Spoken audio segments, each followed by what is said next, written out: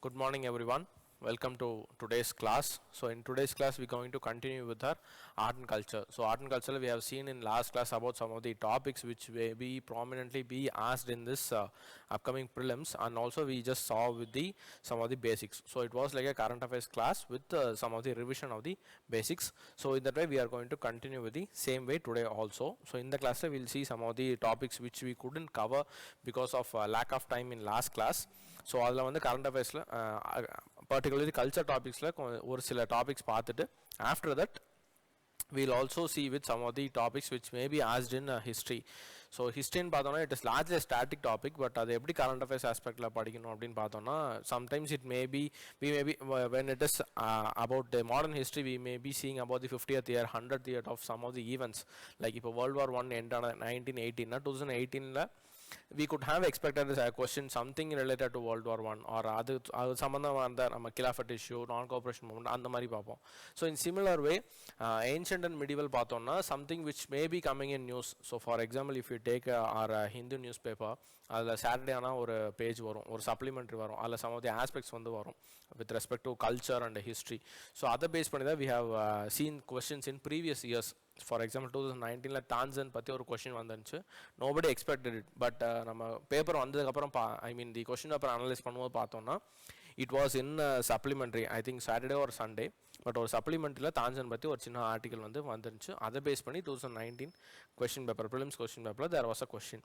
So these are things which is very easy, but we have to be aware of this என்னெல்லாம் வர வாய்ப்பு இருக்குன்னு. So அந்த ஆஸ்பெக்டில் we'll see some of the history topics also. So first topic what we are going to see today is the inclusion of indigenous sports in Khelo India Youth Games 2021. So we all know, so Government of India is taking several measures to bring up many of the indigenous sports to limelight. So not only indigenous sport, even with regards to indigenous medicine, for example நம்ம ஆயுஷ் மினிஸ்ட்ரின் தனியாக இருக்குது. அதே மாதிரி ஸ்போர்ட்ஸ்னு வரும்போது we have to give some importance to traditional sport also. So அதுக்காக தான் இந்த Khelo India youth கேம்ஸில் வந்து we have included this 4 of the indigenous sports. So first what is Khelo India அப்படின்னு பார்த்தோம்னா it is an program to develop and nurture the Indian talent in the sports field. So Indian youngsters வந்து இந்த ஸ்போர்ட்ஸில் வந்து nurture பண்ணி அவங்கள guide பண்ணி அவங்கள வந்து இன்டர்நேஷனல் லெவலில் ப்ரொமோட் பண்ணுறதுக்காக we are just taking some of the measures. Additionally, this Khelo India as a program has also some of the components to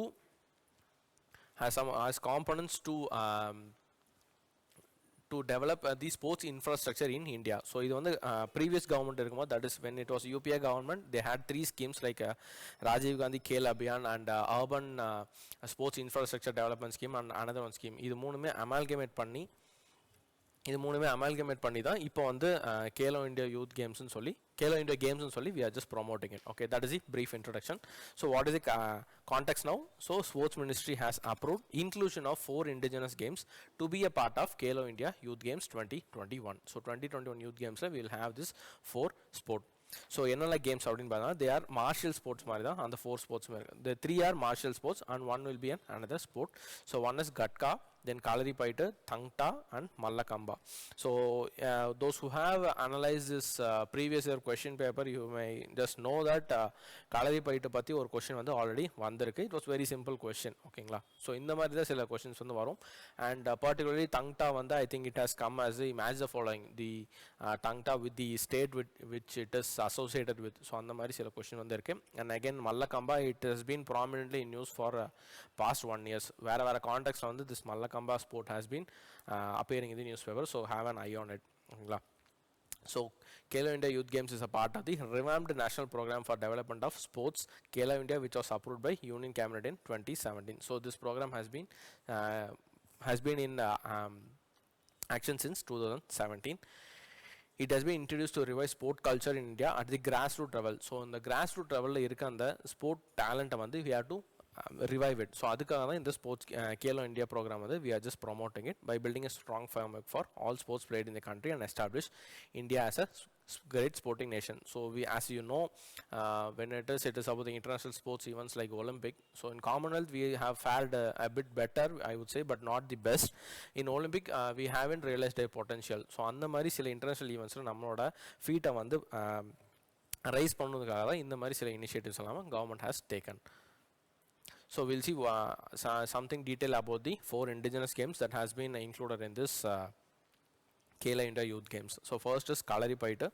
It is a martial art form from Kerala. So it belongs to the state of Kerala.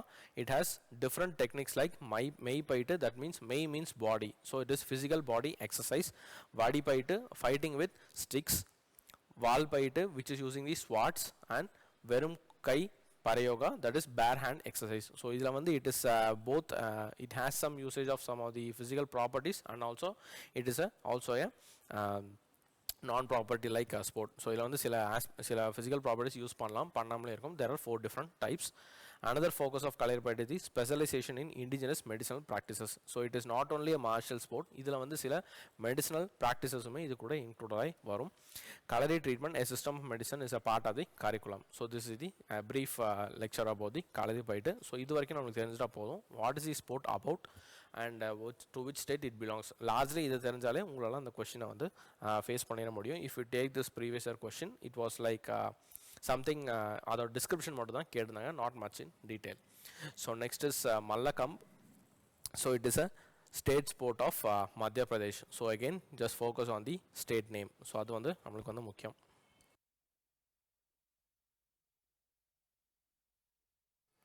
So it is a traditional sport of India, which is a gymnast performs aerial, yoga and wrestling on hanging on the wooden poles. So in the sport பத்தி பேசிக்கா just a small intro சொல்லணும்னா, it is like there will be a pole, அதில் வந்து the sports person will be making some gymnastic poses and aerial poses. So அதுதான் இந்த sport வந்து it is famous for. So there may be use of wooden poles or rope.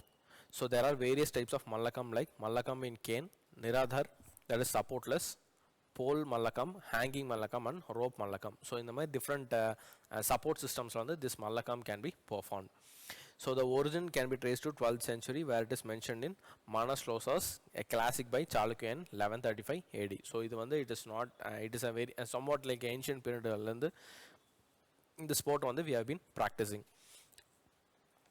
Next comes the Gatka. It is a style of fighting with the wooden sticks that is originated in Punjab in 15th century. So we know that Punjab la and the Khalsa or creed கீழே there was a militant practice வந்து நிறையா இருக்கும். So அப்படி இருந்த அந்த creed கீழே develop ஆனதான் இந்த கட்காங்கிற ஒரு martial art form. இதை either use swords or sticks as a part of the sport.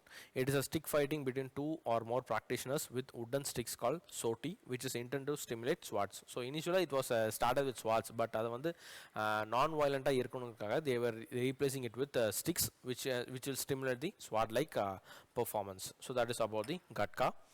And the last one that is the Tangta, a Manipuri martial art, also an art of sword and spear. So if you see this image you can get it. So adla vandu eppadi and spears and sword use panni they are performing. It is almost similar like Gatka of Punjab. It is dedicated to fighting skill and worship. It integrates various external weapons, sword, spear, dagger, with internal practice of physical control that involves breathing methods, meditation and rituals. So it's like a composite culture. It is not only about a single performing sport, but in addition to that it has some of the physical body control exercises also. So again one thing we have missed out is here as yogasana as a competitive sport. So yoga and sollumbodhu we have always seen yoga as a performing sport. It is not like compete with someone, but the ability to display the yogic poses and the bring the perfection in the sport, அதுதான் வந்து யோகாவோட ப்ராக்டிஸாக இருந்துட்டு இருக்கு. But what is a recent change அப்படின்னு பார்த்தோன்னா, ministry of AYUSH and ministry of youth affairs and sports announce the formal recognition of yogasana as a competitive sport. So it will ensure new technologies, strategies being included in disciplines to benefit athletes and officials. It will encourage yoga and spread awareness about the benefits to improve physical and mental well-being. So yogasana is a part of the yoga ஓகேங்களா. யோகாங்கிறது we have seen as a knowledge systemaவே வந்து இருந்திருக்கு. நம்மளுக்கு வந்து 6 orthodox knowledge systems இருக்கு. அதில் வந்து yoga is a prominent one. Almost after Sankhya we used to consider yoga. So அதில் வந்து அதில் பண்ணுற physical practices தான் யோகாசனான்னு சொல்லி ஒரு separate stream வந்து இருக்குது. That is what we perform. The proposed include traditional yogasana, artistic yogasana in pair and single, rhythmic yogasana. So இது எல்லாமே they have just recognized as a competitive sport. So இதுதான் அந்த just ஒரு newslet மாதிரி. So if we have seen 4 of the martial art forms, so அதில் வந்து what are the rest of the art forms which may be recognized in future, because இப்போ வந்து பார்த்தோன்னா these 4 indigenous game has been recognized. அது தவிர we have many other indigenous martial art sport. ஓகேங்களா. So for example, for Tamil Nadu it is silambam and குத்துவரிசை. From Manipur, Sarit, Sarak, Himachal, Toda, Bengal, Lathi Kela, Maharashtra, Mardani Kel, and for Jammu and Kashmir it is Squay. So these are some of the other martial art forms that is present in India. So we'll just give a gist அதில் என்னெல்லாம் இருக்குது அப்படின்னு சொல்லி describe பண்ணி பார்த்துருவோம். So Lathi, it is an ancient martial art form of India. It also refers to one of the oldest weapons used in martial arts. Lathi or stick. So Lathi means, you know, the what usual Lathi in sonone we may be remembering the policeman who will be having a stick to control for their work. So okay la. So அந்த மாதிரி இருக்கிறது Lathi. So it was an indigenous sports also. It is not only a weapon used to control any areas, but அது வந்து ஒரு ஸ்போர்ட்டை வந்து இருக்கு prominently in Punjab and Bengal region. So next is Mardani Kel of Maharashtra. It is an armed method of martial art created by Maratha. So the Maratha emperor prominent இருந்தபோது this Mardani Kel. So Kel means itself means sport. So on the Mardani sport they just prominently used it. It is largely practiced in Kolhapur. Again, if you see Kolhapur, what is famous for? If you know, you may just leave it in your comments. So Kolhapur is famous. And இன்னொரு art and culture aspect லேயே பார்த்தோம்னாலும் Kolhapur is famous for some other product. Okay, you can just leave it in the comments if you know, or if you don't know, just have a reading about the Kolhapur. There is a product with the GA tag given. So next is Pari Kanda, a style of sword and shield fighting from Bihar. The art is created by the Rajputs. So the Rajput people in Bihar, they just created this form of a martial art. Parikanda steps and techniques are also used in Chow dance. So again, this is like a linking of concepts.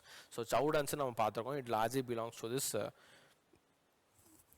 Eastern India. So Jharkhand, West Bengal and Odisha இந்த 3 ரீஜன்லையுமே இந்த சவு dance வந்து ப்ராமினெண்ட்டாக வந்து play பண்ணுவாங்க you know. So அதில் வந்து 3 different சவுஸ் இருக்குது. பொருளியா சவு, சரைக்கிலா சவு அண்ட் மயூர்பன் சவுன்னு 3 இருக்குது. ஸோ அதில் வந்து ஜார்க்கண்டில் ப்ராமினெண்ட்டாக இருக்க ஒரு சவு ஃபார்ம் வந்து it is associated with Bihar. So you even know that Jharkhand state was carved out of the undivided Bihar. So அப்படி இந்த அன்டிவைடட் ரீஜனாக இருந்த போது வந்து சவு டான்ஸ் கூட இந்த பாரிகண்டா ஆர்ட் ஃபார்ம் வந்து it was connected. So there is a linkage now. Next is Silambam, a weapon-based Indian martial art from Tamil Nadu. Silambam art also used animal movements of snake, tiger, eagle forms, and the footwork patterns played a key role very well. So இதில் வந்து பார்த்தோன்னா ஒவ்வொரு அனிமலோட மூமெண்ட்ஸை stimulate பண்ணி அந்த martial art form வந்து design பண்ணியிருப்பாங்க. So ப்ராமினெண்ட்டாக எதெல்லாம் பார்த்தீங்கன்னா it is snake, tiger, eagle. So இந்த மாதிரி சில அனிமல்ஸோட மூவ்மெண்ட் இருக்குங்களா. So when they just try to capture its prey, it will adopt some of the movements to demonstrate camouflage. So அது வந்து அந்த மாதிரி ஒரு அட்டாக் பண்ணுற சீன்ஸ் எல்லாமே அந்த மூமெண்ட்ஸ் எல்லாமே we are just adopted for a sport culture. Alright, this was about the indigenous sport. So in the indigenous sport ஏன்னு பார்த்தோம்னா because there is a current affairs aspect that some 4 of the indigenous sports have been recognized into the Khelo India Youth Games. So அதனால we have just read about the 4 and additionally we have seen some of the other martial art forms from India. So this is about the first topic of today. So next என்ன நம்ம பார்க்க போகிறோம் அப்படின்னு பார்த்தோம்னா it will be about the festivals. So festivals னு சொல்லும்போது it is not necessary that it has to be coming up in the current affairs because every year festivals are usually annual, right? So ஒவ்வொரு இயருமே festivals will be celebrated and even then every newspaper may be reporting when it is a very prominent festival. For example, last year பார்த்தோம்னா the main thing was that about the Puri Jagannath temple. COVID-nala the people were not allowed to join the procession, but they were able to see the procession from their homes. So அந்த மாதிரி ஒரு arrangement வந்து பண்ணியிருந்தாங்க. So which makes it some of the festivals so important. So அதை பற்றி நம்ம ஒரு சில ஃபெஸ்டிவல்ஸ் வந்து will just see it. So will go state by state. So ஒவ்வொரு ஸ்டேட்டாக வந்து will start to see. So we are not going to cover all the festivals of different regions, but எதெல்லாம் வந்து மேபி ப்ராமினென்ட் அப்படின்னு நம்ம வந்து நம்ம எக்ஸாமுக்கு தேவையாக இருக்கோ we'll just focus on those things. All right. So first is the state of Odisha. So you know about Odisha, it is largely a tribal state, and it has very significant architecture of Hindu architecture. Last class நம்ம வந்து பார்த்திருந்தோம் Kalinga architecture வந்து it is indigenous to that region. So அப்படி ஒரு rich culturally rich state la வந்து we can expect that there may be many fairs and festivals. So அதில் நம்ம செலக்டிவாக இதெல்லாம் பார்க்க போகிறோம் அப்படின்னு பார்த்தோம்னா first is Raja Parba festival. It is a unique 3-day festival of Odisha celebrating on the onset of monsoon and beginning of the earth's womanhood. As a mark of respect towards the earth during these menstruation days, all the agriculture works like ploughing, sowing and suspended for 3 days. So in the festival the land is recognized as a woman. So usually we pray, we see land as a woman, right? Bhuma Devin, we have a we used to identify the land as a goddess. So அந்த goddess ஓட womanhood வந்து celebrate பண்ணுறதுக்காக this festival is celebrated without plowing the field. So அந்த land வந்து plow பண்ணாமல் it will be allowed to rest. So அப்படி ஒரு festival தான் this Raja Parba festival. Again, if you see in Eastern India, there is another festival that is celebrates the menstrual cycle of a woman. அப்படி ஒரு simple இருக்கு. You can just leave it in common if you know.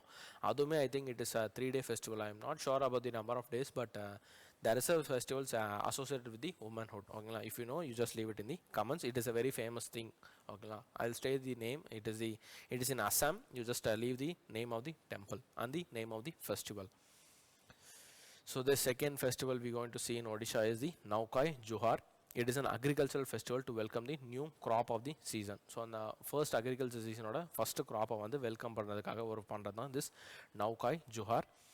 It is also called Naukai Parab or Naukai Begadgat, and it is celebrated in Odisha, Chhattisgarh and areas of the neighboring states. Nauka is a combination of two words. So Nau itself means new rice as Nau, and Kai means eat. So it is like celebrating the new crop and consuming it. So அது வந்து ஒரு festival வந்து பண்ணுவாங்க. It is almost like the celebration of Thanksgiving festival in other states இருக்குங்களா. Harvest festival நம்ம நிறைய states celebrate பண்ணுவோம். Even in western countries there is a fest to celebrate the harvest, Thanksgiving னு சொல்லுவாங்க. So அந்த மாதிரி ஒரு festival தான் இந்த Naukai Juhar. It belongs to Odisha. So Lord Jagannath Rath Yatra. So this was the main thing that was in news last year because people were not allowed to join the procession. But in the COVID முன்னாடி இந்த years எல்லாமே it was a very attractive festival. It was attracting people from all over the world னு கூட சொல்லலாம். So அந்த மாதிரி ஒரு ஃபேமஸான யாத்ரா தான் இது.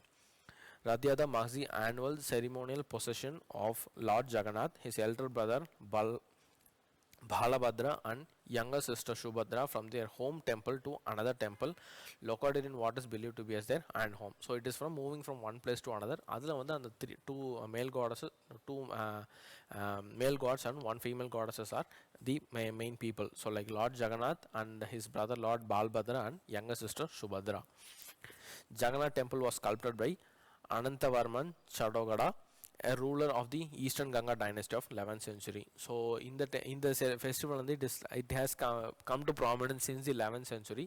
அதில் வந்து the king Anantavarman Chadagoda was the ruler of belonged to the Eastern Ganga dynasty. He just sculpted their deity oda image on he sculpted out of wood. So next is Chaitra Jatra. Again, if you just think about Odisha state, அதில் வந்து major of the festival வந்து இந்த யாத்ராஸ் மாதிரி தான் நிறையா இருக்கும். ஜாத்ரா அப்படின்னு சொல்லுவாங்க. அந்த ஒரு ஸ்டைல் வந்து இங்கே ப்ராமினெண்ட்டாக இருக்கும். It is an annual festival organized by the Taratharini Hill Shrine. The shrine located in the Kumari Hill, Odisha, on the bank of Rishikulya river.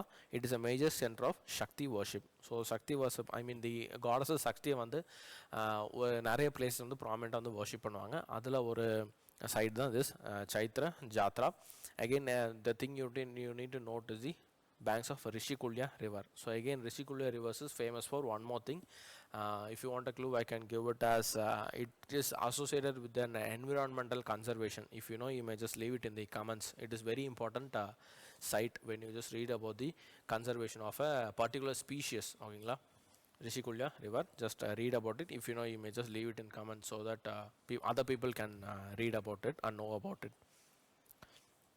Then Bishnu Sendra Parva, it is an annual hunting festival observed by tribals of Jharkhand, Odisha and West Bengal. It was reported that for the first time, not a single animal was killed in Jharkhand on Bishnu Sendra Parva. So it is a prominent festival in Odisha, but it is also celebrated in the people belong to tribe. Okay, so tribe means they don't have a fixed geography. They were the continue and the state or contiguous borders they used to habit.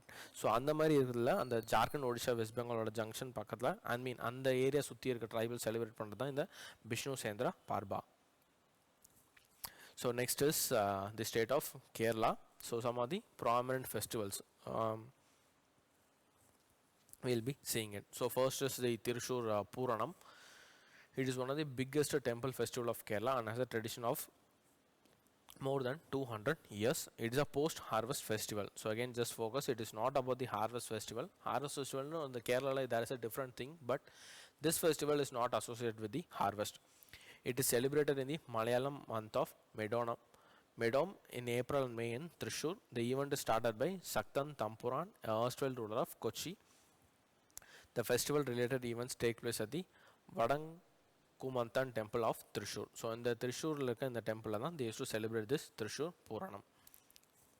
Then Tumbi Mahotsam of 2020. So Tumbi means it is a insect, a dragonfly insect. That Tumbi na vandu vernacular language lo solluvom. And the insect patti conservation the conserve பண்றதுக்காக celebrate பண்றது தான் இந்த Tumbi Mahotsam. It is not only particular to Kerala, but the Indian government has taken measures to save this insect. So in the insect has been on the line of extinction. So அதை வந்து conserve பண்ண அதை promote பண்ணதுக்காக தான் நிறைய states வந்து they are just celebrating this dragonfly festival. அதில் வந்து Kerala has started in this 2020 year. ஓகேங்களா.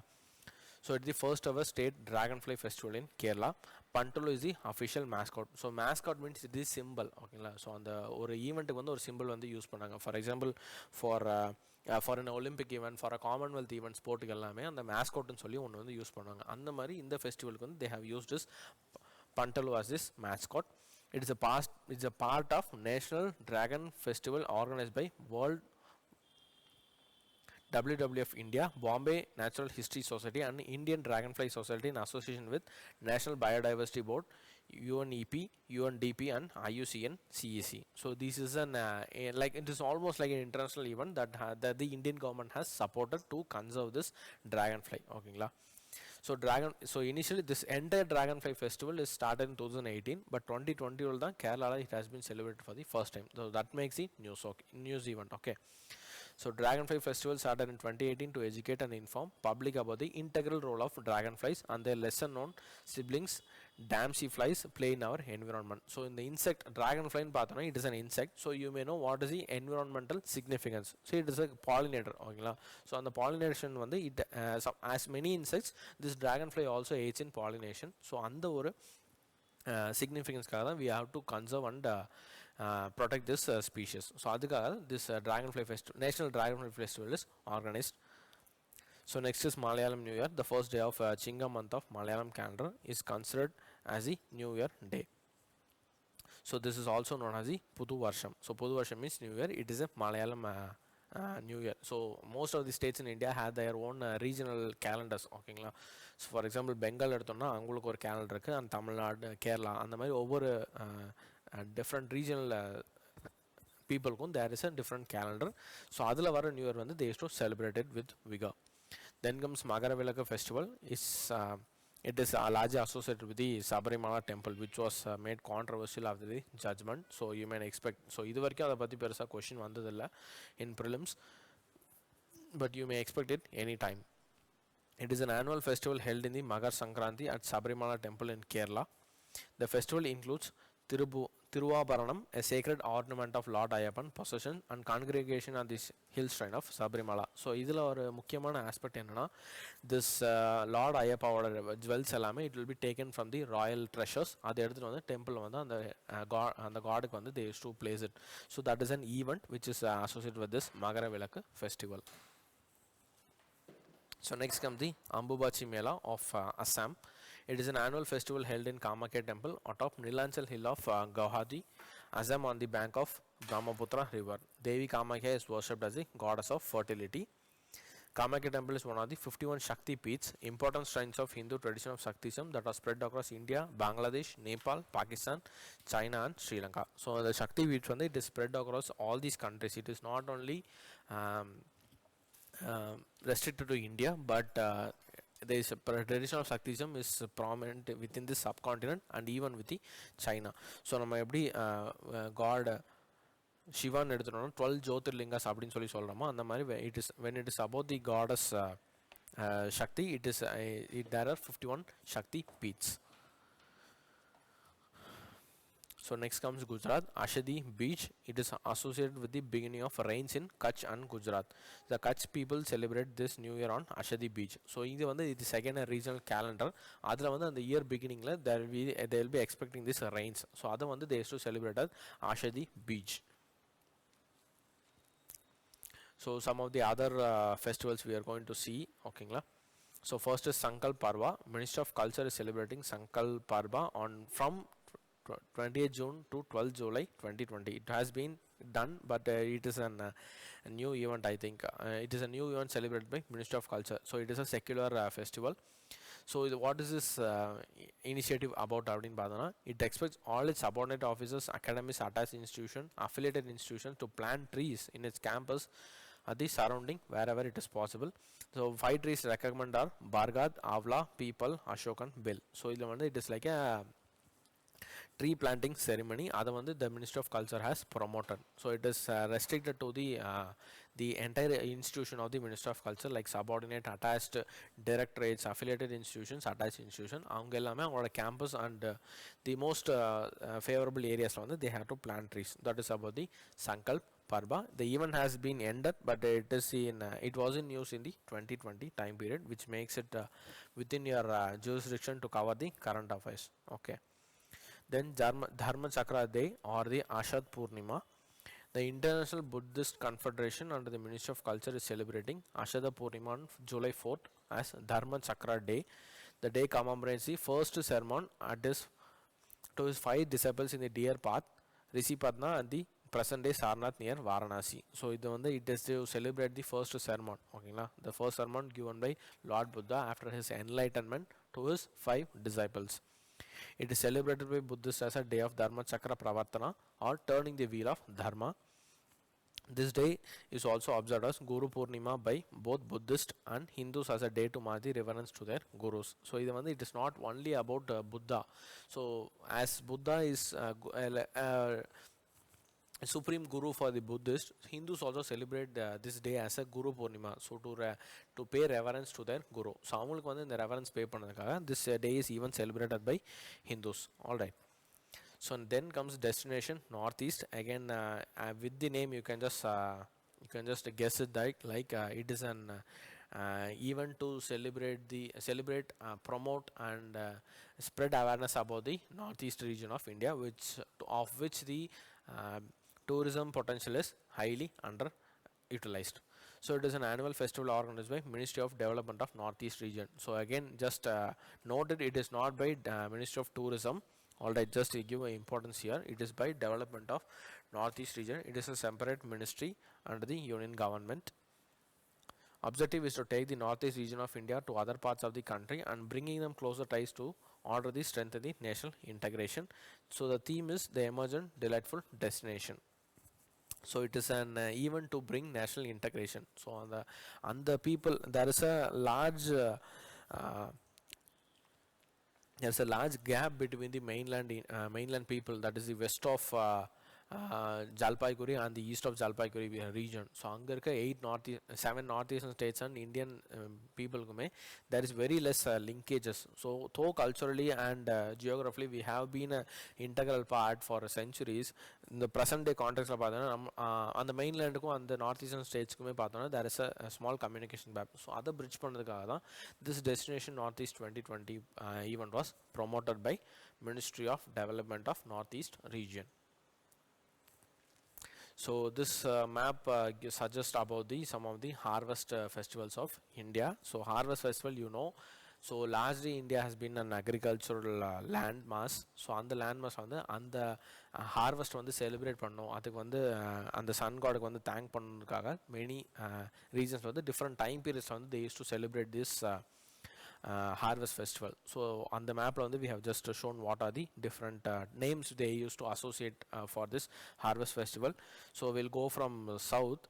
So first Pongal for Tamil Nadu and Magara Vilakku for Kerala, Magara Sankramana for Karnataka, Pedda Panduya for Andhra Pradesh, Makar Sankranti for Odisha, and Magar Sankranti for Maharashtra Maharashtra and Madhya Pradesh, Uttarayana for Gujarat and Rajasthan, Maghi or Lohri in Haryana, Himachal Pradesh and Punjab, Shishur Sankrat for Jammu and Kashmir, Kicheri for Uttar Pradesh, Makar Sankrant for Bihar and Jharkhand, Posh Sankranti for West Bengal, and Mahag Bihu for Assam. So Bihu you know it is associated with the Assam. It has 3 different Bihus. So over a crop period 3 different time periods they used to celebrate with Bihu. So at large these are the list of harvest festivals. So they include banana different names but the theme is almost the same. So to if you just there is a match the following mari vandusna, it will be useful if you just remember this map with the locations. Okay la. So this is about the harvest festival of India. In different regions we have different themes, sorry, the same basic theme but different names, and the way of celebration is different.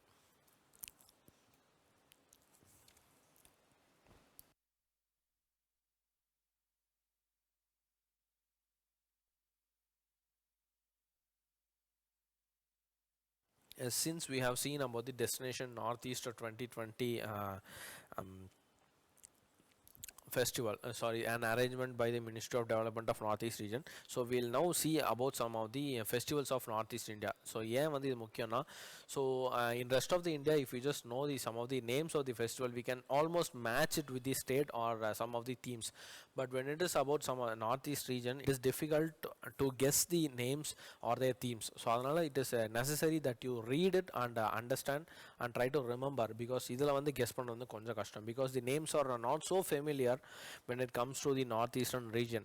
So that is why we have picked specifically about the festivals of Northeast region, because for every Northeast festival you may find some of the differences in the either they worship the popular goddess or a tribal god, or whether it is celebrated by the entire state, or whether it is celebrated by a particular tribe within a particular state. So அந்த மாதிரி நிறைய differences இருக்கும். So that is why we have just listed these some of the festivals of Northeast region.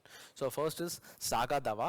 So again இதில் நீங்கள் focus பண்ண வேண்டியது மூணே விஷயம் தான், whether of which state the festival belongs, which tribe does this festival is celebrated by, and what is the theme. So இந்த மூணு தெரிஞ்சா it is fair enough to tackle the prelims. ஓகேங்களா. ஸோ அந்த மாதிரி தான் நம்ம டிஸ்கிரிப்ஷனும் லிஸ்ட் பண்ணியிருக்கோம். So Saga Dawa, it is celebrated in the Buddhist communities living in state of Sikkim. It is celebrated on the full moon day that falls in the middle of Tibetan lunar month called Saga Dawa. The festival is celebrated to commemorate birth, enlightenment and death of Buddha. So it is like they celebrate the entire life of Buddha in the Saga Davangra festival is celebrated. Though many northeastern states follow Buddhism, for example Sikkim and western part of Arunachal, they all majority there are some of the Buddhist monasteries, but this Saga Dawa is largely specific to the state of Sikkim. Then comes the Luzon festival. It is in the honor of Sikkimese New Year. So it is like a secular festival of the Sikkim. So Sikkim region avangaloda and the local calendar New Year celebrate panada this Luzon festival. Then comes Bihu. So as we have already seen, So Bihu for Assam is like celebrating the entire crop cycle. So in the crop cycle of sowing, harvest, அது எல்லாமே வந்து they used to celebrate with three different Bihus. It is so Bohog Bihu is one of the most famous popular festival of Assam and held for celebrating Assamese New Year. Although the Assamese celebrate Bihu thrice in a year, Bohog Bihu is the most anticipated one. So on the three Bihu on the Bohog is the most celebrated and anticipated one. So the other rest of the two are Kati or Kongali Bihu, Mahak or Bohali Bihu. So these are the three Bihus that celebrated in the state of Assam. So again, it is not restricted to a particular tribe, but is for the state of Assam. So then comes the Hornbill Festival of Nagaland. So it is one of the major agricultural festival celebrated in the state of Nagaland. All the major Naga tribes attend this festival and congregate at the Kaishma Heritage Village. For again, the point here to notice two. Okay, so again, in the date when they the Hornbill Festival. So it is almost like the Nagaland state வந்து ஒரு தனி independent state create பண்ண டேவும் this Hornbill festival day, it largely coincides. If I am not wrong, it is the 1st December. That is the date they used to celebrate this Hornbill festival. Again, next thing is Hornbill is a bird, and the bird oda importance Naga culture la vandu celebrate பண்றதுக்காகவும் அதை conserve பண்றதுக்காகவும் this Hornbill festival is celebrated. And the last thing we need to notice about the Naga tribes. So Naga tribes is in news. Okay, the Naga peace plan and the discussions by Nagaland governor, adellame it has been used for the last 1 year. It has been in news for several years, but last year there was many difference of opinion between the Union of India and the tribal representative.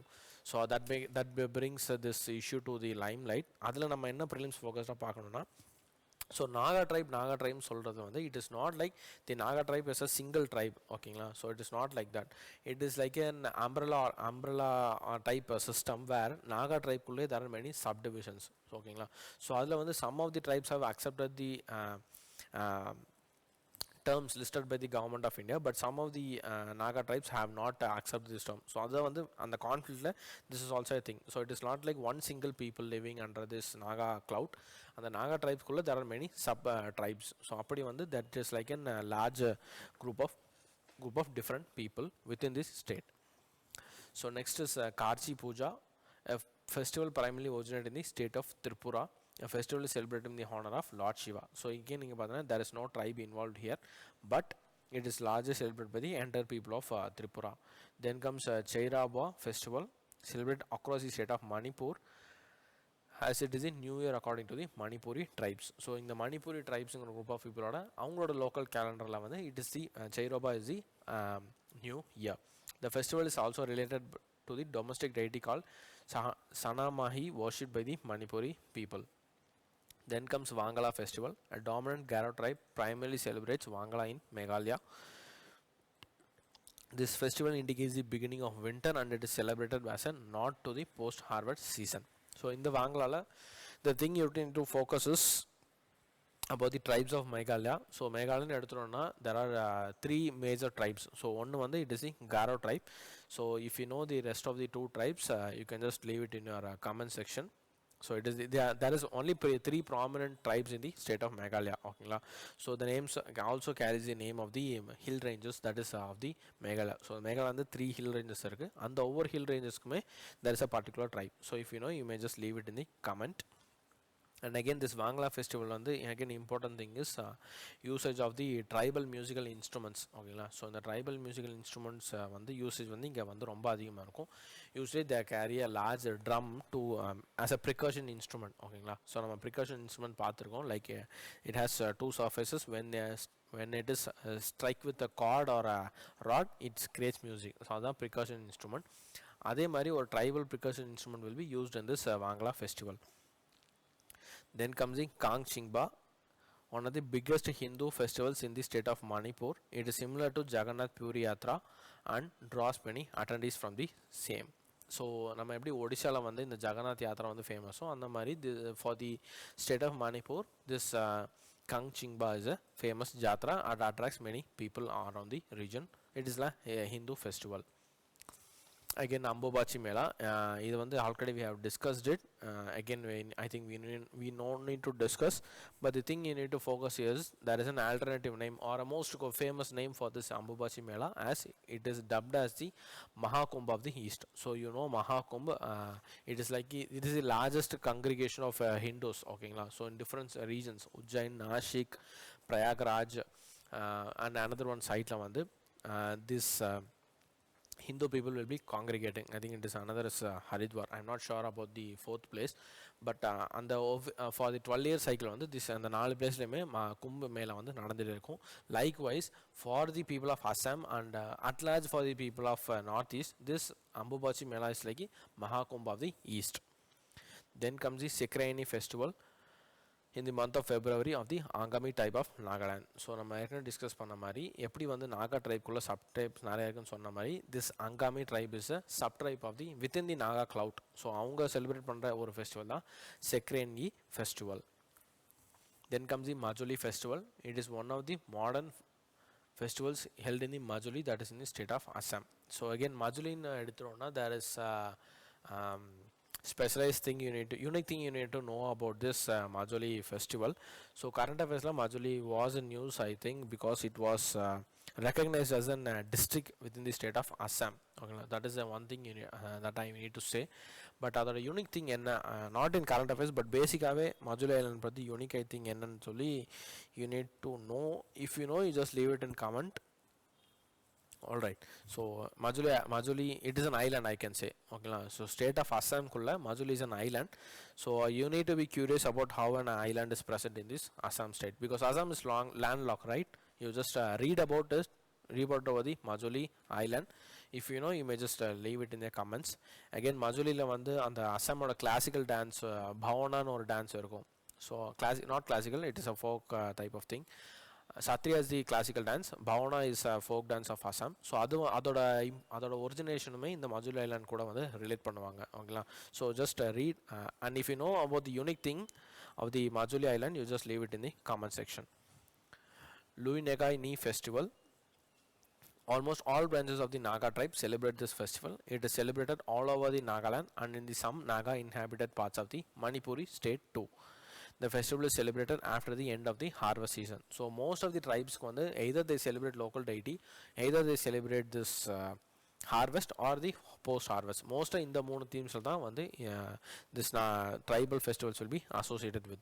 Next is the Dree festival. Apatani tribe that resides in the Arunachal Pradesh primarily celebrate this festival. So this is the only festival we have seen about the Arunachal Pradesh. So just give importance about the Dree festival of the Apatani tribe in Nagaland. Sorry, it is in Arunachal Pradesh. So okay, a question for you is this is Vesak or Vesak is often seen in news is related to almost, again since we have discussed, you can just guess that it is largely in a festival. All right, so if you guess panadala, you can easily guess that it is an festival, an annual Buddhist festival celebrated by the Chakma tribes. But when you just encounter this kind of independent questions, you need to know, because idhula vandu you cannot guess anything, because in the name doesn't indicate anything, okay la? So it can associate with all the four options.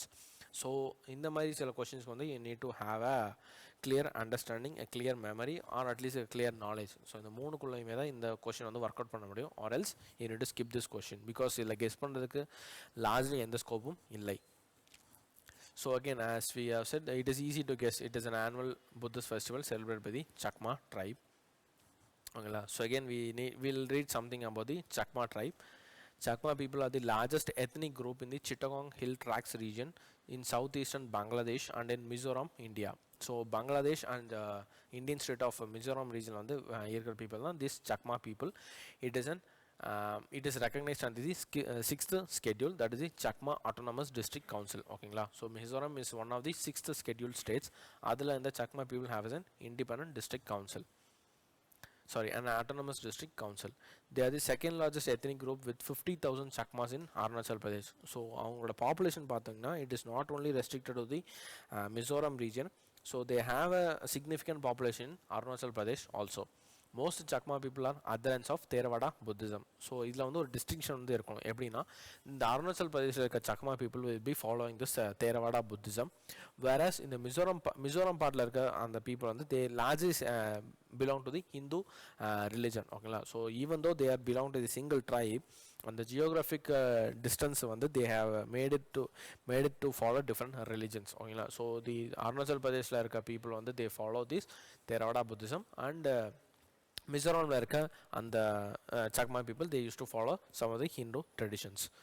So the most important festivals by Chakmas are Bizu, Alpha Loni, Buddha Purnima, and Katin Sivadan. So these are some of the other festivals celebrated by the Chakma people. They celebrate various Buddhist festivals since they follow the Theravada Buddhism. The most important is Buddha Purnima. So இது வந்து நம்ம வந்து discuss பண்ணியிருக்கோம் about the Buddha Purnima, or it is known as Vesak. So the Buddha Purnima இன்னொரு name தான், it is Vesak. It is known as Buddha's birthday worldwide.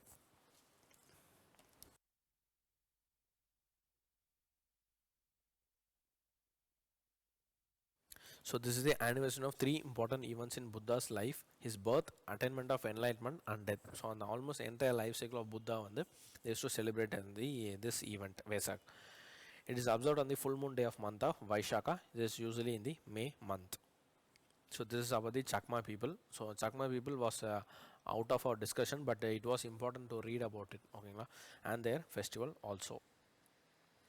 So Chakma people touch pannala, we will see some of the tribes which have been in news for the past 1.5 years. So the tribes on the, it is again important.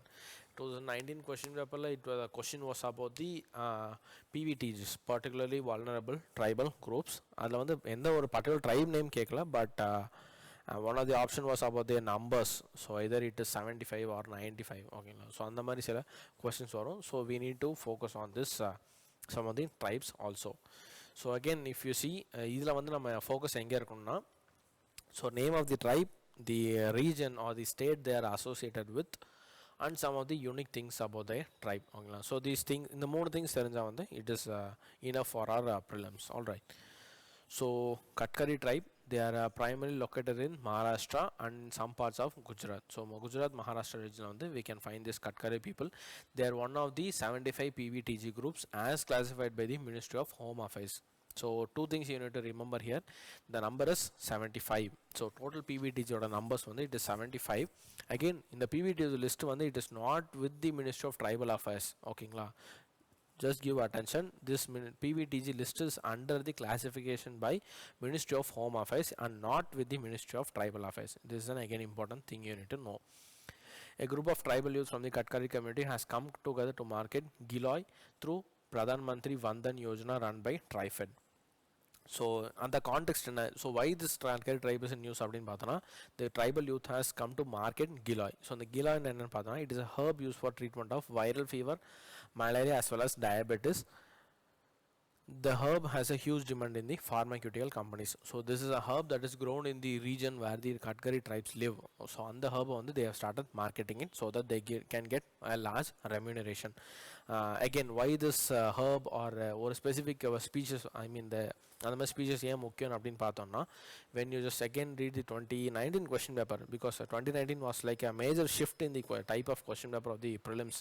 2018 வரைக்கும் there was a conventional type, but 2019 2020 அந்த ரெண்டு question papers it was like a very different thing. அதனால தான் when always I quote about 2020 or 2019 question papers, அதில் ஒரு question என்னன்னு பார்த்தீங்கன்னா, question was about the Himalayan nettle அப்படின்னு ஒரு இது இருக்கு, ஒரு species that grows in the Himalayan regions வந்து இருக்கு. அதோட purpose என்னன்னு சொல்லி question was asked. So இந்த மாதிரி சில niche or unique things வந்து UPSC has started picking. ஓகேங்களா. ஸோ அதனால we need to be ready with all these type of very minute details. So Gila is a herb used for treatment of viral, malaria and diabetes. It is largely grown by the Katkari tribe people residing in Maharashtra and Gujarat. So next comes the Siddhi community. So again, why was in the news அப்படினு பார்த்தா, Siddhi community got its first representative in the Karnataka state legislature. So you can just come to an idea that they largely belong to the state of Karnataka. So they are ethnic group inhabiting India and Pakistan. So Karnataka and பார்த்தாலும் at large the Siddhi community has a significant presence even in Pakistan. So they are descendants of Africans from the northeast and the eastern Africa who were brought to India as slaves, soldiers and servants. So இந்த African people வந்து இந்தியாவுக்கு வந்து slaves and soldiers-ஆக வரும்போது வந்து அப்படி வந்த ஒரு group of people they settled as Siddhis. So அவங்க தான் we now called as the Siddhi community. They are spread across the states of Gujarat, Karnataka, Maharashtra and Andhra Pradesh. So largely they were resting on the western coast and they have some significant presence in the Andhra Pradesh region. So in the Siddhi community pati when we just read about the medieval, so late medieval history அப்படின்னு பார்த்தோம்னா Maratha Emperor prominence வரும்போது the Siddhi people will be there will be a conflict between the Maratha Empire and the Siddhis of Janjira. So Janjira ஒரு island இருக்கும் in the western coast on the coast of Maharashtra. Yes, exactly சொல்லணும்னா Maharashtra coastல ஜஞ்சிரான்னு ஒரு island இருக்கும். அந்த island தான் the Siddhi people will be occupying. So அந்த people வந்து they will be confronting with the Maratha when Maratha Empire was building their naval power. So the Siddhi people were acting as a vessels of the Mughal Empire. So Mughal Empire Aurangzeb இருந்தப்போ வந்து Mughal Empire did not maintain a large navy, but on the naval power they were outsourced to the Siddhi community. So this is a brief history. It may be sometimes useful in mains answer writing அந்த மாதிரி சில கேட்டாங்கன்னா about the naval power of medieval India, but at large it is enough to know what is given in the this description. So India they are spread across the coast of, so again if you say again focus, they largely belong to the coastal regions. So அதனால they have a idea of naval warfare also. Current estimated population about 20,000 to 55,000 individuals. Religion, these are primarily Sufi Muslims, although some are Hindus, Roman Catholic, Christians. So there is a mix of religions, but primarily they are Muslims, Sufi Muslims.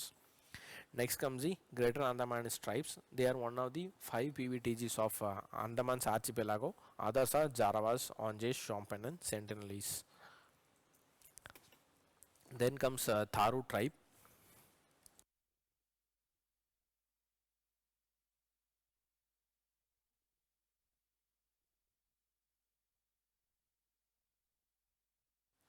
So the Tharu tribes. Recently, UP government has embarked upon a scheme to take unique culture of the ethnic Tharu tribe across the world. There are ethnic groups of Terai regions in the southern Nepal and northern India. So in the Uttar Pradesh northern boundary, so when we read geography, we have read about the Terai region. So on the foothills of Nepal Himalayas, on the region, Terai region, the people inhabiting this region is called the Tharu tribe. Most of them are forest dwellers and some are practicing agriculture.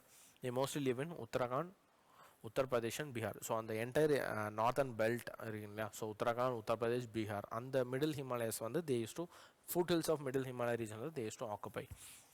They speak various dialects of Tharu and language of Indo-Aryan subgroup and variants of Hindi, Urdu and Awadhi, which means they have their own dialect of the largely spoken language.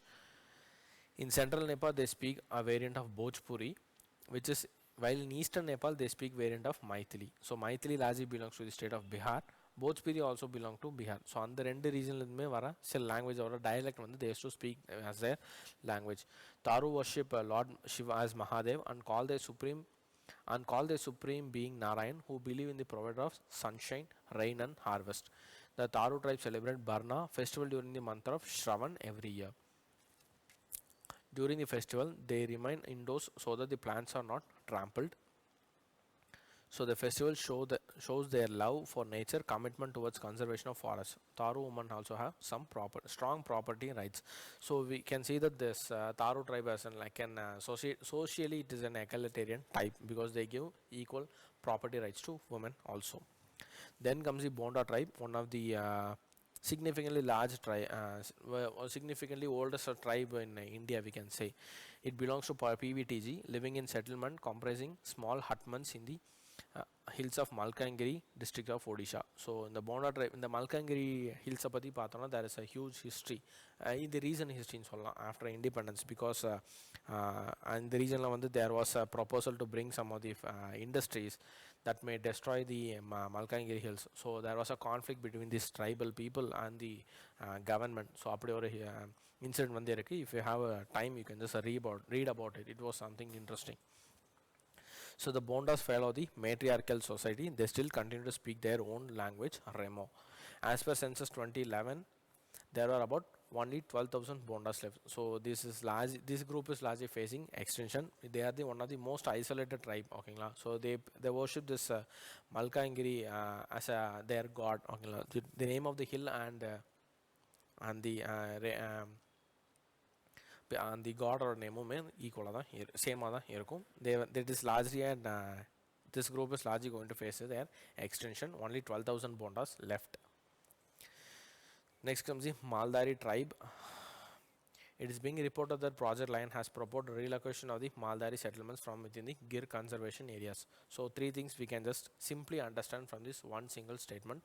So Gir Lion project, Gir conservation areas, which itself shows that they belong to the state of Gujarat. So Project Lion is largely taken up in the Gir Conservation Reserve, which is the almost the only habitat for the Asiatic lions. Okay, so on the lion வந்து Asiatic lions அங்கே மட்டும்தான் பார்க்க முடியும். So அங்கே இருக்க there are also the Maldari settlements also. So அவங்கள வந்து relocate பண்ண there is a now a proposal.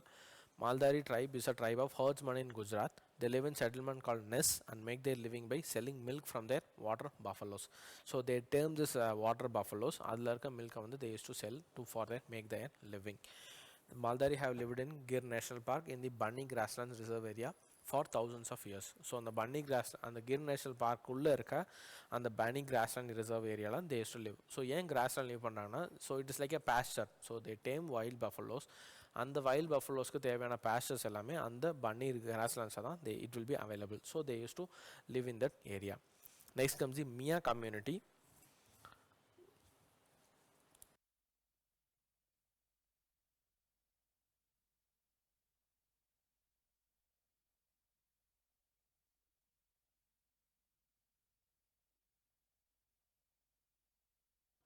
A recent proposal by the Mia Museum, recently a new proposal, Mia Museum, reflecting culture of the Char Chaporis, has stirred up a controversy in Assam.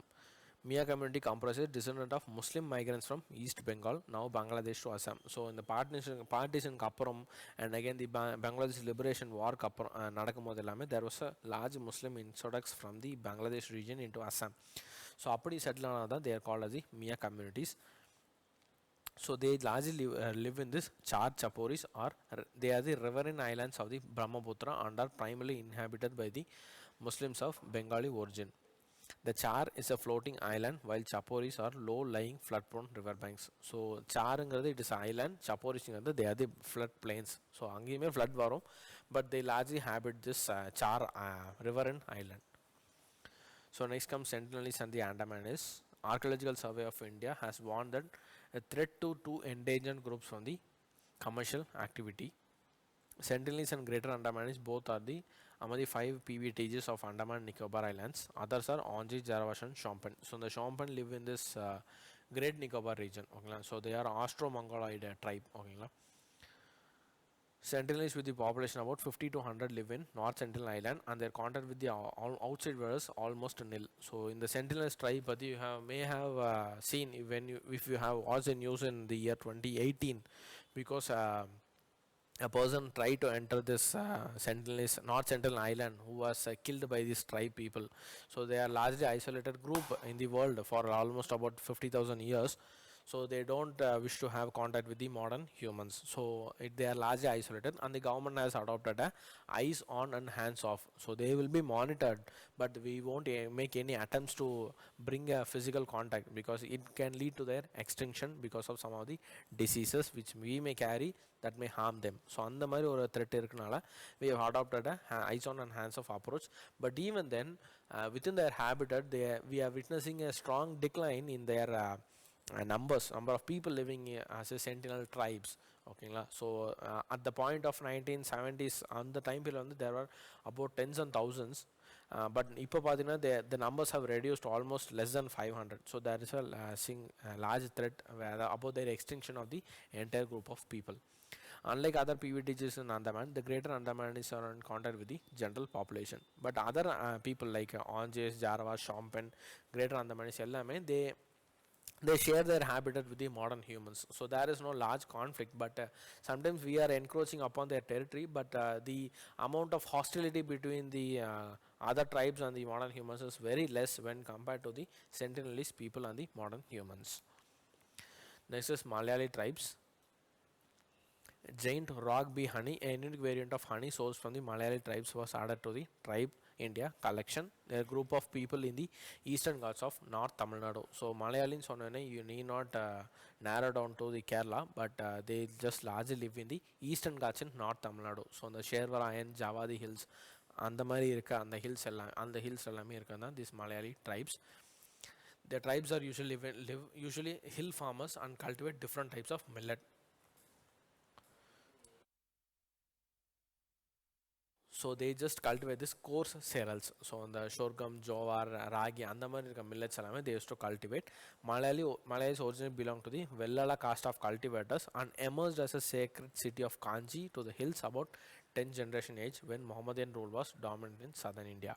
So initially they were largely part of the Tamil society, the ancient Tamil society. Vellala caste they were agriculturists, but after many years they isolated themselves as the tribe people living in the hill tracts of the northern Tamil Nadu.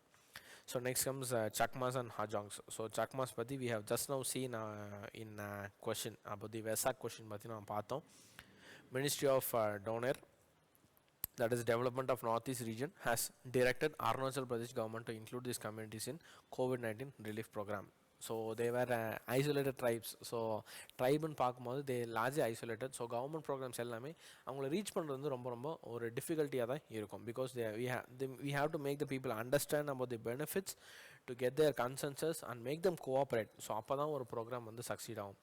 அது ஒரு normal welfare ப்ரோக்ராம்க்கே அவ்வளோ இருக்கும்போது இந்த covid relief program means they already the administration is trained by the pressures.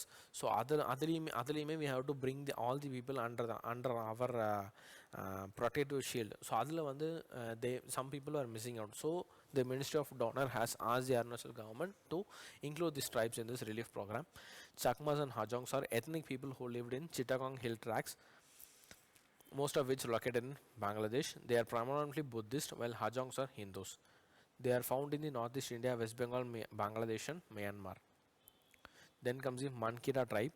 A newly constituted Panda Committee and Tribal Affairs Ministry look into the issue of forest right of Mankira tribe in Simlipal Tiger Reserve.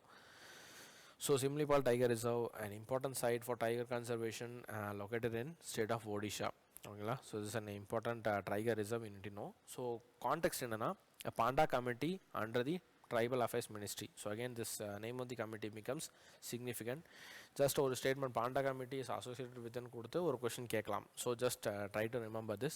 It is constituted to study the forest right of Mankira tribe.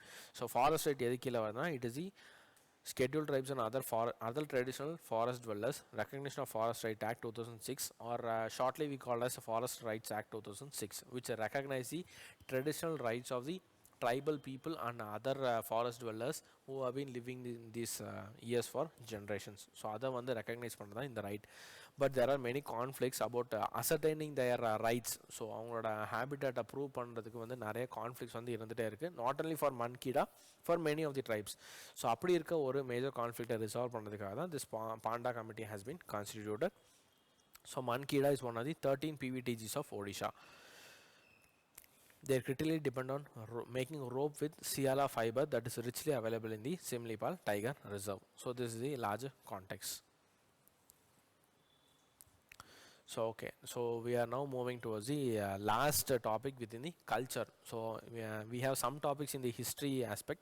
Culture, this is the last thing we need to read it today about the GI tag. So theory class பார்க்கும்போது GI tag was the last topic, because this is like a wide topic. இதில் வந்து லிஸ்ட்டை remember பண்ணுறது it is very difficult because it runs into hundreds and hundreds. But நம்ம எங்கே வந்து இந்த கான்டெக்ஸ்ட்டை கொண்டு வரோன்னா, what are the products which have been received this GI tag in the past 1 or 1.5 years. Okay, so first we'll see about the GI tag. It is a product having specific geographic origin. So it is a product that evolves in a specific geographic origin by virtue of which it has some unique properties. So இந்த unique properties அந்த geographyல வந்து பண்றதுனால கிடைக்கிறது, அதனால் வந்து recognize பண்ணுறது தான் இந்த GI tag. It is not like a copyright, but it is like a recognition. It is given under the GI, Geographic Indication of Goods Registration and Protection Act 1999. It is this act was enacted to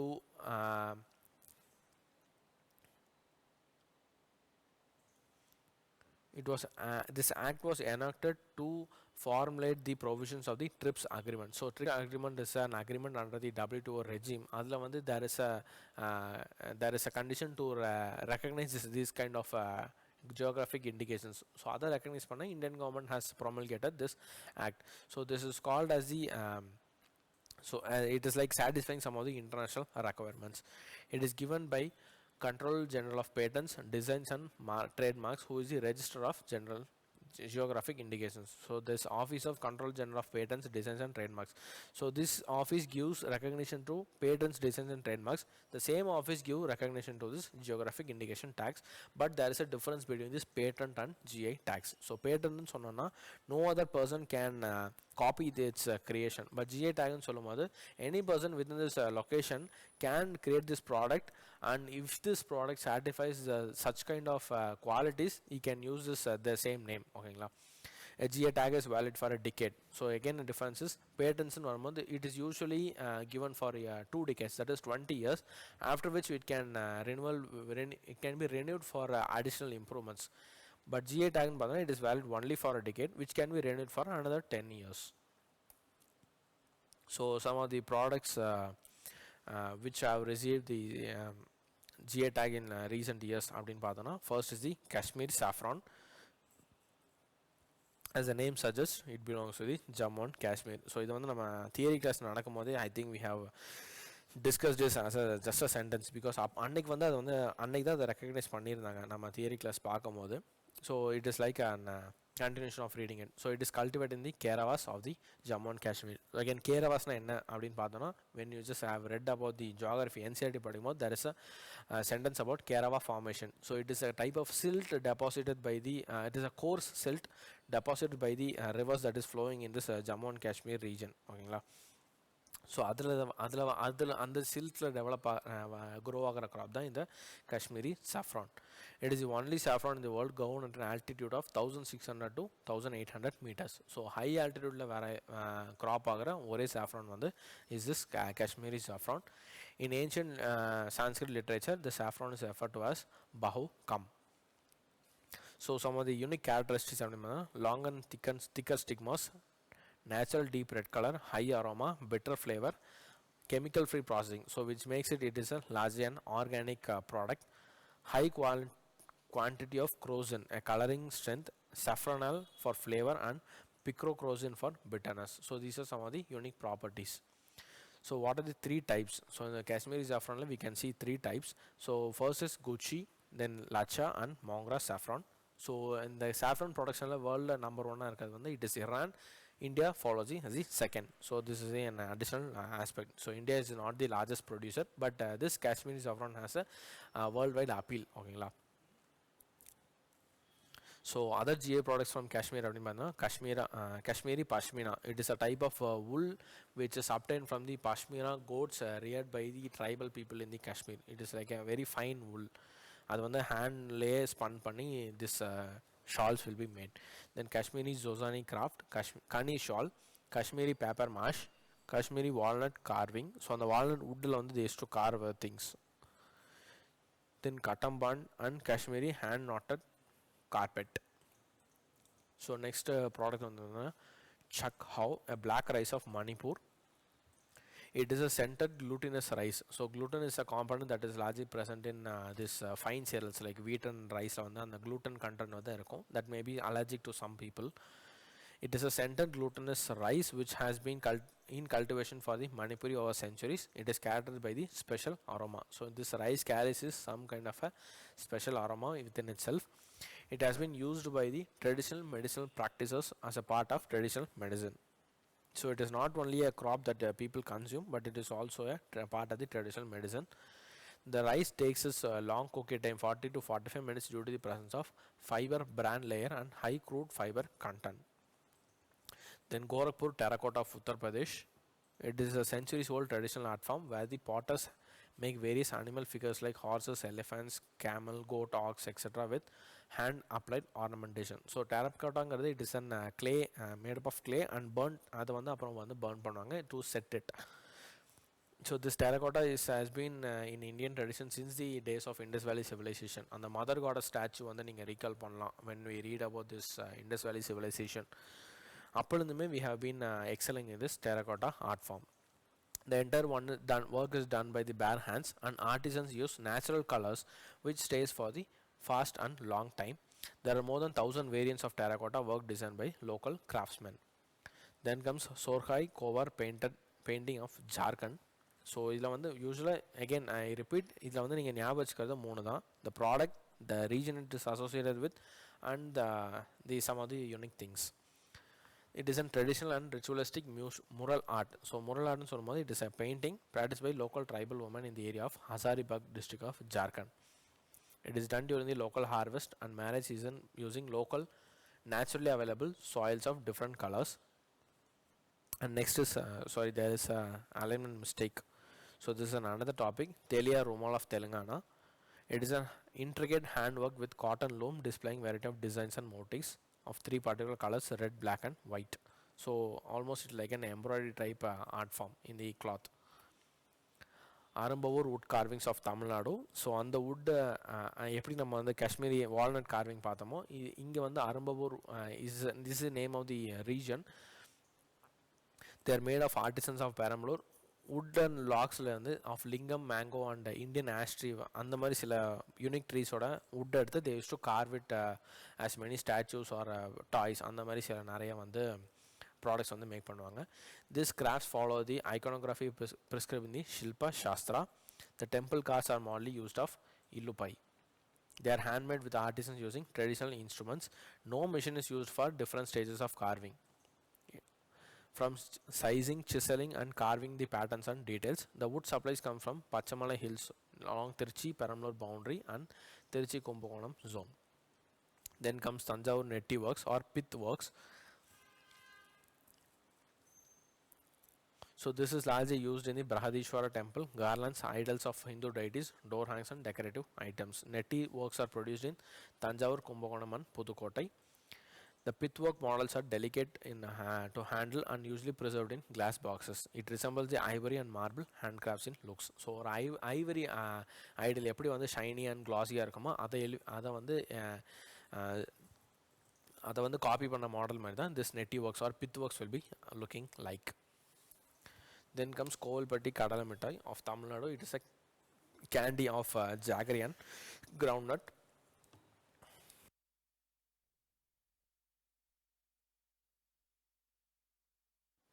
So it is a candy made up of peanuts held together with glistening syrup and topped with wisps of grated coconut dyed pink and green and yellow.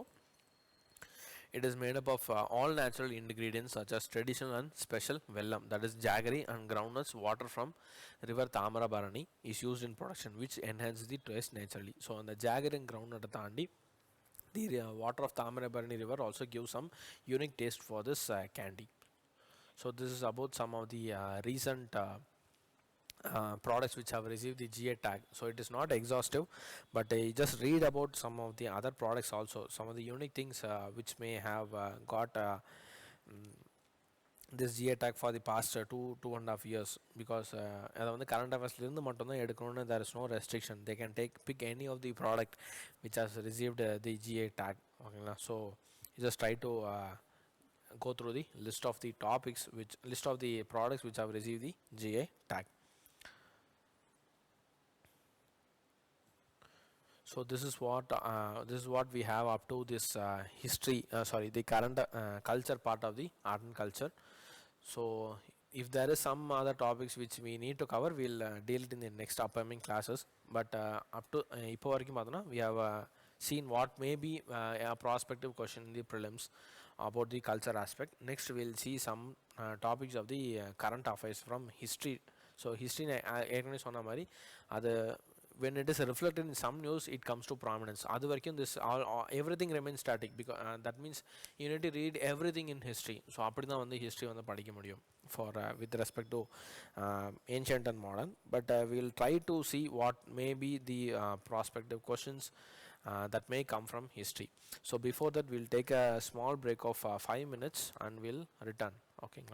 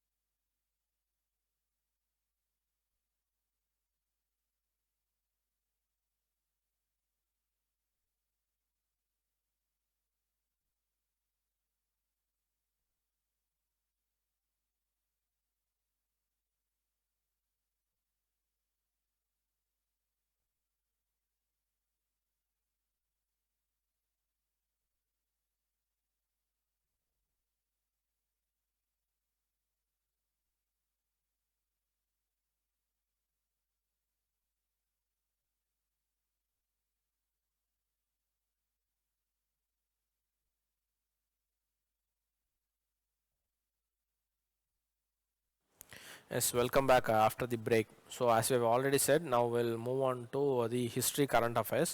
So அதில் வந்து ஒரு சில ரொம்ப small கொஞ்சமான topics தான் இருக்குது. அதிலும் will be restricting this class to the current affairs of the ancient history period. ஓகேங்களா? ஸோ மெடிவல் நம்ம இதில் டச் பண்ண முடியாதுன்னு நினைக்கிறேன் because of the time constraints. So we'll just restrict it to the ancient history. So the first topic what we'll see about is the Rainadi Chola inscriptions. So இது வந்து ஒரு slightly பார்த்தோன்னா it is like early medieval period கூட it may look like, but the focus here is about the it is largely about the ancient Cholas and the medieval Cholas. So ரெண்டுமே வந்து we'll be seeing it. The focus here is about the Rainadi Chola inscription. So ஏன் வந்து இது இம்பார்ட்டன்ட்னா we don't find this about some this Rainadi Cholas in our conventional books. So நம்ம medieval history எடுத்து பார்த்தாலுமே or ancient history பார்த்தாலுமே they largely speak about the Cholas of the south deep south Indian region, that is about the around the Tanjavur region. But this Rainadi Cholas are also a group of Chola people who are feudatories of the imperial Cholas. So அவங்கள பற்றி தான் we are going to see in this topic. So அதில் வந்து why this comes to prominence அப்படின்னு பார்த்தோன்னா because of the inscription which we have got in this Andhra Pradesh region. So recently in Kadapa districts of Andhra Pradesh, a rare inscription dating back to the Rainadi Chola era has been unearthed. So in the inscription we have just found in this Andhra Pradesh region. It is of 8th century AD, which region is under the rule of Chola Maharaja of Rainadu. So Rainadu is an ancient name for the Kadapa region. So Kadapa region of Andhra Pradesh. So what is the language used? It is not Tamil, it is archaic Telugu. So in the ancient Telugu, the most classical form of Telugu கூட நம்ம we can just keep it. So அந்த தெலுங்குல தான் இந்த inscriptions வந்து இருந்திருக்கு. It was found engraved on the dolomite slab and shale. It throws light on the record of a gift of 6 martus or a measuring unit of land to Brahmin priest. So we have already seen in history, it is not only restricted to the Rainadi Cholas. Even if you see Chalukyas or the Eastern Gangas or the Chola kings and Pandya kings, எல்லாருமே பார்த்தோன்னா the kings used to give land grants to the priest in exchange for their services. So அப்படி land grants கொடுக்கறது எல்லாமே they used to inscribe on some of the surfaces. அப்படி இருக்க ஒரு inscription தான் now we have received about this Rainadi Chola, which indicates the land grant given to a Brahmin priest. Some of the lines of the inscription are indicated of the priority given to the morality at that time. So இதில் என்ன சொல்ல வராங்கன்னா, so what is the message in this inscription அப்படின்னு பார்த்தோம்னா, it says that the people who safeguard this inscription for future generation will acquire the status of conducting Ashwamedha Yaga, and those who destroying it will incur sin equivalent to a cause of death in Varanasi. So in the inscription வந்து it has to be meticulously preserved அப்படிங்கிற ஒரு message வந்து this inscription is giving. So why it is so prominent அப்படின்னு பார்த்தா, it just speaks about the donation given to a Brahmin priest. So the Brahmin priests were held in high respect and reverence by the kings. So அவங்களுக்கு கொடுக்குற இந்த கிராண்ட்டை வந்து அவ்வளோ ப்ரொடெக்டிவாக வச்சவங்களுக்காக தான் இந்த ஒரு இன்ஸ்கிரிப்ஷன் வந்து it was given as this priority of morality was given. So this shows the type of the culture that was present in the Rainadi Chola era. So about the Rainadi Cholas, the Telugu Cholas of Rainadu, also called as the Rainadi Cholas, ruled over the Rainadu region, present day Kadapa district. The earliest family was Nandivarman of 500 AD. They were feudatories of Cholas. So in the original Chola region, the Tanjavur belt and the Cholas oda feudatories in the Rainadu Cholas they have survived. The king claimed that they belong to Karikal Cholas dynasty of the ancient Cholas.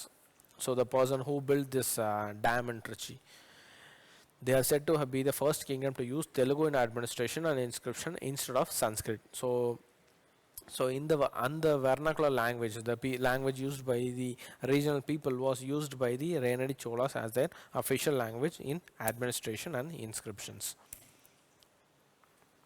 So now we'll see some of the aspects about this Chola dynasty. So the Cholas control the central and northern parts of Tamil Nadu from around 8th to 12th century. So these people are called the imperial Cholas. So இதுக்கு முன்னாடியுமே ஒரு Chola people இருப்பாங்க. That is in the beginning of the common era. So ஒரு second century ஏடு வரைக்குமே they were prominent, but they will lose their power to the rival kingdoms. So அவங்க வந்து அவங்க revival வந்து it will be until the 8th century they will be remaining very dormant stage அப்படி தான் இருப்பாங்க. But from 8th to 12th century they will rise to the power in a peak. ஓகேங்களா. So அப்போ தான் அந்த vast kingdom of Cholas will be constructed, extends even until the Southeast Asian region. So that was the a brief about the imperial Cholas. So their core area of rule was the Kaveri Delta, later known as Chola Mandalam. Their capital was Urayur near Tiruchirappalli town, and Puhar or Kavaripatnam was their alternative royal residence and chief port town. So this Puhar and Kavaripatnam was a port town, which signifies that they had their large naval arrangement. Okay, so it was one of the unique features about the Chola dynasty. So unique features அப்படின்னு சொல்றோம்னா, if you see our Indian history, not irrespective of the region, the naval construct was very limited. So நமக்கு அந்த need வந்து ரொம்ப கம்மியாக தான் இருந்துச்சு. And we have engaged in naval trade, but naval warfare வந்து we did not prepare much. So naval trade la பார்த்தோம்னா we were the most prominent people, because we had trade with the Romans.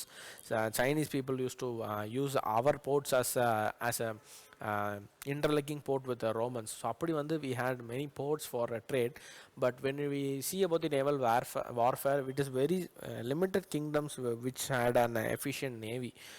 One people are these Chola people, another some others would include the Marathas of the 17th century, and the Satvahana people. They also inscriptions show that they had a naval team for their defensive purposes. And the Siddhis of Janjira, as we saw in this current affairs slides, the Siddhis also had a naval warfare system. So அந்த மாதிரி very சில particular kingdoms மட்டும் தான் Indian historyல வந்து they had this naval supremacy with regards to warfare. For trade, it is since the age of Ashoka we had many ports which engaged in trade, but for warfare it is very limited. Other Cholas had their unique position. So tiger was their emblem. The Chola maintained an efficient navy. So on the efficient navy இருந்தனால தான் you can see this the extent of their achievements. So this blue indicates this Chola's territory, their official territory, that includes the region of present day Sri Lanka. So the entire Sri Lanka was under the Chola territory, and the region of influence பார்த்தீங்கன்னா it extends up to the Bangladesh on the coastal side, and in the entire almost the Indonesia, Malaysia, Singapore, all these regions of this Southeast Asia. So everything was possible because of an efficient navy. So if you see trade routes, it extends from the eastern region of China through the strait and reaches up to this Kaveri Patnam. So on the trade or the linkages on it was extensive, but a territorial region of influence was extending up to the Southeast Asian region. The Chola maintained an efficient navy. So one thing we need to read about the Karikal Chola, because these people, the Renedi Cholas, claim to belong to the Karikal Chola dynasty, but the Karikal Chola belong to this ancient Cholas, or we can call them as the Sangama Cholas. So that was called the Sangam period, right? So on the Tamil literature developed in the period, the Sangam literature, Sangam period அப்படிங்குவாங்க. அந்த டைம்ல இருந்த அந்த Chola people தான் called as the Sangam Cholas. Many Sangam points mention the Battle of Venni, where he defeated the confederacy of Cheras and Pandyas and 11 minor chieftains. Trade and commerce flourished during this reign. He founded the port city of Puhar, identical with Kavaripatnam, and constructed 160 km of an embankment along the Kaveri river, which this embankment it is still present even now. Recently, the Department of Science and Technology has launched Project Digital Poompuhar to recreate Chola Dynasty port city Poompuhar in Tamil Nadu. So, ஏன் வந்து இது digital recreation பண்ணணும்னா, this Poompuhar is now under the sea because of the rising sea levels. This city has almost submerged. அதை வந்து நம்ம revive பண்ணணும், டிஜிட்டலாக நம்ம வந்து visualize பண்ணுங்க. This project Digital Poompuhar has been initiated by the Department of Science and Technology. Recently, the consecration Kumbhabhishekam ceremony was held at Brihadishwara temple after 23 years in Tanjavur. The temple was built by Chola Emperor Rajaraja Chola. This is the Imperial Chola. So if you see this year, it falls within the 8th to 12th century. So on the period in the Imperial Cholavala தான் இந்த Brahadishwara temple was constructed. Even at the Sangam age or at the Imperial age, both the time the Chola people had their own zenith of power in different aspects, be it in warfare, trade, or architecture. Everything they have placed their unique position in the Indian history. So leave out the map for now. So we have discussed about this map. This is about the Muziris port. It is an important port that was in present in current affairs of.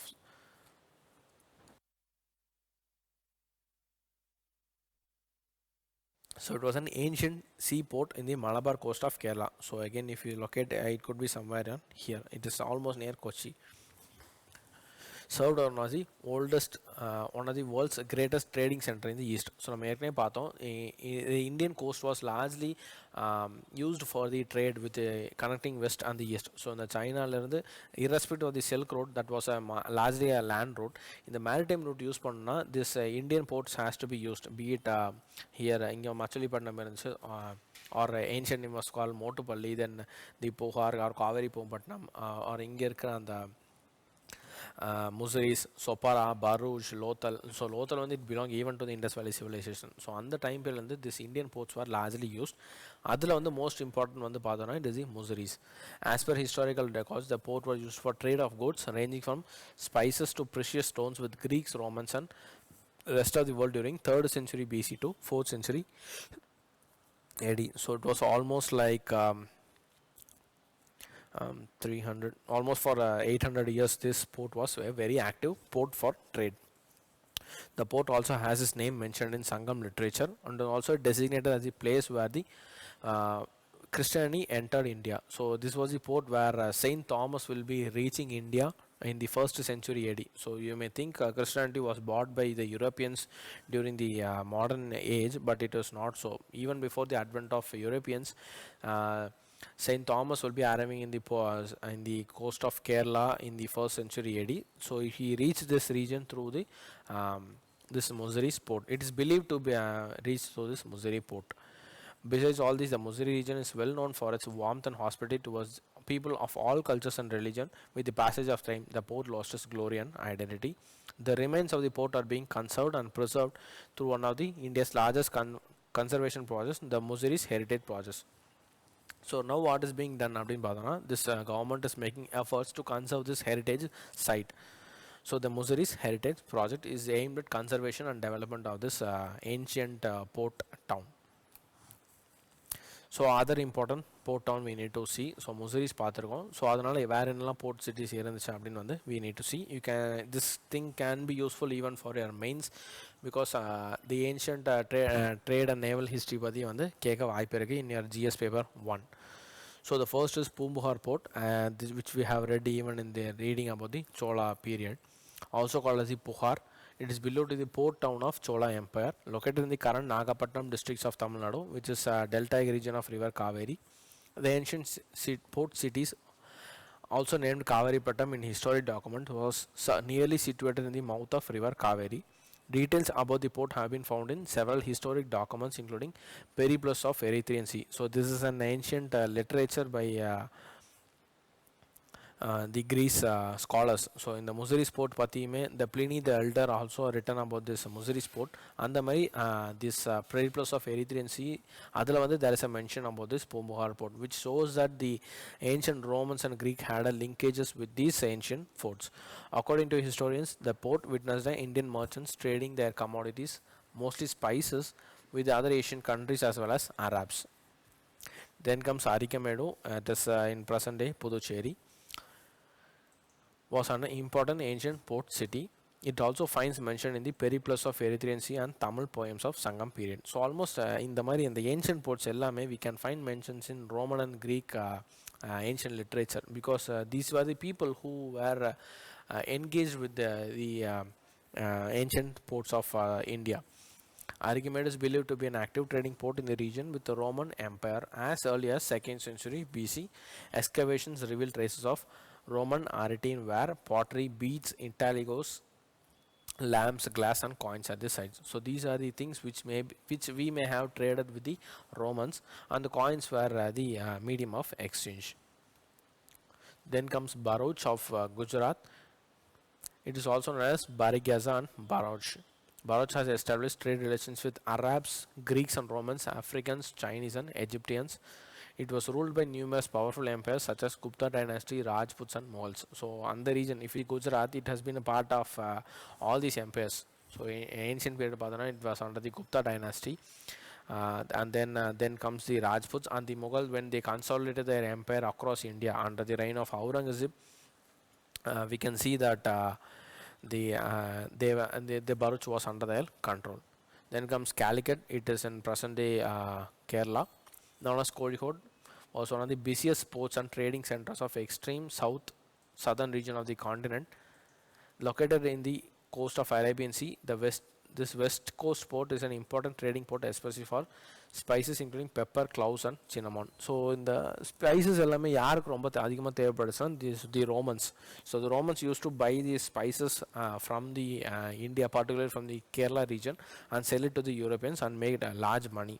So they used to give more money to buy these spices from the Indian subcontinent.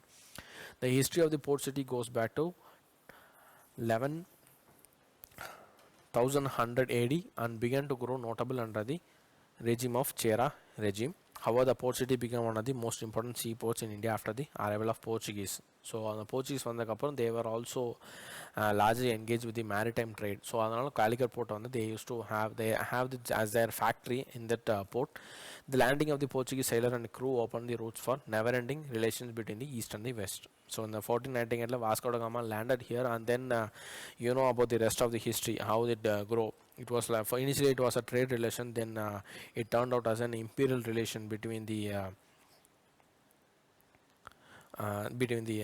empires, the Portuguese empire. Then the other Europeans arrived. Then there was a conflict between the indigenous rulers and the Portuguese, and they were trying to evict the Arab from the trade with India. So in the மாதிரி நிறைய aspects it was happening. அதுக்கு on the initial spot of prominence was this Calicut port.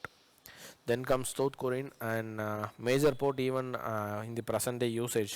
Okay, so it is even in present day usage. Oldest seaports in India, which have established in the 6th century. Located near Chennai, Toothukudi was ruled by several dynasties including Pandyas and Cholas in the past. The most important traders is including the fishery and pearl. So in the Toothukudi city it is usually named as the Pearl City. So on the region Pagal seas they used to find an abundance of pearls. So it is called as the Pearl City. The earliest mention of the port has been made in the Periplus of Erythraean Sea. Currently, Toothukudi remains as one of the major ports of India. So India there are 12 major ports. Now even present day this Toothukudi port is a major port. So Toothukudi is prominent, it is a natural geographic setting itself gives us a natural port. So the drought land naturally so that it allows the entry and exit of port ships very easily without the need for repeated dredging. Okay. Then comes Tamaralipti. It is in present day West Bengal state. So in the Tamaralipli it was since the ages of Ashoka, this was very prominent. It just lies. So Jain sources identify Tamaralipli as the capital of the kingdom of Vanga. It is long known as a port. According to Mahavamsa epic history of Sri Lanka, it was the departure of the point of Prince Vijaya's expedition to colonize Sri Lanka 500 BCE. It was a departure point for the Buddhist missionary expedited by dispatched by Mauryan Emperor Ashoka to Sri Lanka 250 years later. So initially ingirunda Vanga kingdom they had a plan to colonize Sri Lanka, so that they started their expedition from the Tamaralipti. But later on, when Ashoka came to power after the Kalinga war, he turned into a pacifist and he wanted to spread Buddhism. So in the Tamaralipti port he sent his missionaries to spread Buddhism to Sri Lanka. So additionally, it was as a port of trade for the Southeast Asia. The Chinese pilgrim Fahian visited the city in 5th century CE, and Huanzhang visited in 7th century. Huanzhang reported that there were Buddhist monasteries and an Ashokan pillar there, and he referred Tamaralipti as a thriving port for export of indigo, silk and copper. So copper in Sanskrit means Tamara, from which it has derived its name. So the Tamara it is name of copper in Sanskrit. So அதை வந்து அங்கே அந்த போர்ட்லேருந்து நிறைய export பண்ணுறனால it was called as Thamaralepti. Again, as you know, indigo, it is largely cultivated in the Bengal region. So it was a port under the Gupta Empire. So Gupta Empire பார்த்தோன்னா for the western coast it was the Bharuch and eastern coast it was the Thamaralepti அப்படின்னு கூட நீங்கள் வந்து assume பண்ண முடியும் because of the longitudinal expanse of this Gupta Empire.